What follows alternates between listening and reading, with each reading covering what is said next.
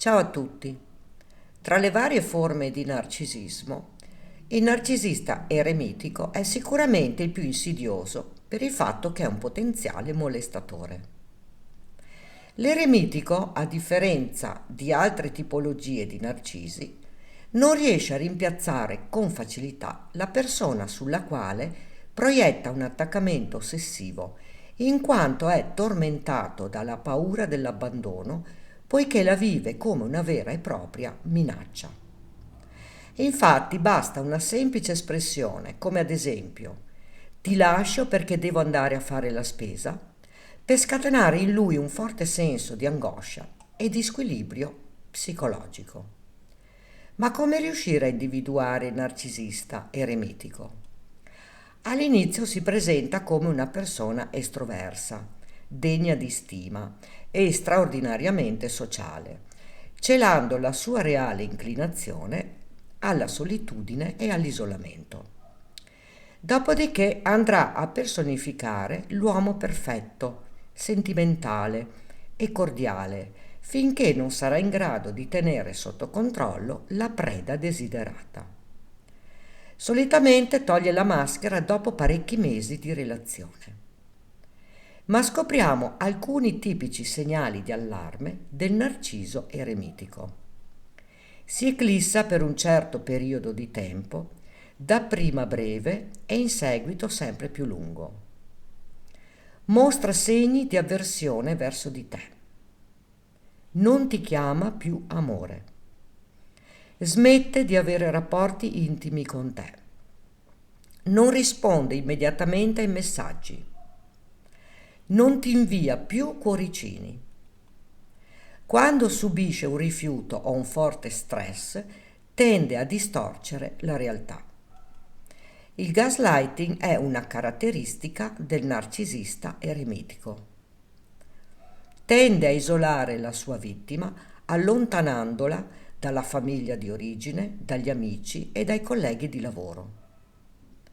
Nel momento in cui tu hai la sicurezza di averlo individuato come narciso eremitico, dovrai immediatamente rompere la relazione sul nascere. Il narcisista eremitico ha il potere di trasformare la tua esistenza in un autentico martirio, perciò fai in modo che tale tormento non si concretizzi. Ogni relazione, soprattutto quella sentimentale, è estremamente rilevante nella vita di qualunque persona, ragion per cui, qualsiasi sia la situazione che ti si presenta davanti, va assolutamente valutata con molta attenzione, cogliendo i minimi segnali comportamentali, rimanendo lucidi e obiettivi con se stessi.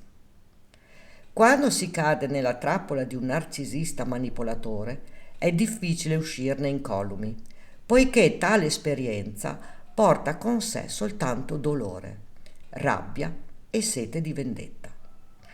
Tuttavia, pensare alla vendetta non ne vale la pena ed è sicuramente più vantaggioso riflettere sul proprio equilibrio psicologico, cercando di risanarlo in questo modo, informandoti sui disturbi di personalità che rientrano nel cluster B, riconoscendo che hai subito un abuso narcisistico, attuando un vero e proprio no contact su tutti i fronti, innalzando la tua autostima, lavorando sulla tua dipendenza affettiva, analizzando il tuo vissuto, comprendendo per quale motivo temi la solitudine, avendo molta pazienza con te stessa, iniziando a volerti bene, pianificando ogni giorno nuovi obiettivi da raggiungere,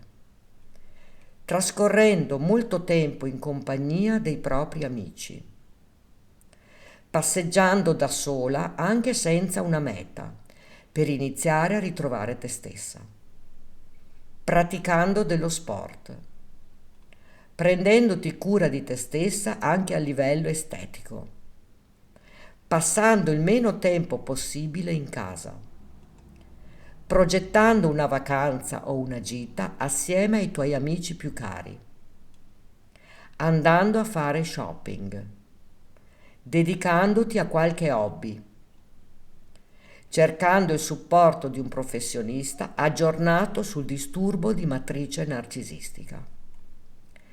Dopo aver subito un trauma così tortuoso, originato dall'abuso narcisistico, non sarai mai più la stessa persona, perché avrai acquisito una maggiore determinazione, forza e consapevolezza. Tale processo di guarigione ti darà la possibilità di rinascere e conoscere la nuova te. Amati e fatti rispettare, perché tu vali e meriti di più. Non dimenticare che non sei sola. E tu hai mai incontrato e individuato un narcisista eremitico? Racconta qui sotto nei commenti. Ricordati di iscriverti al canale e di attivare la campanella, così potrai ricevere le notifiche dei nuovi video. Grazie per avermi seguita.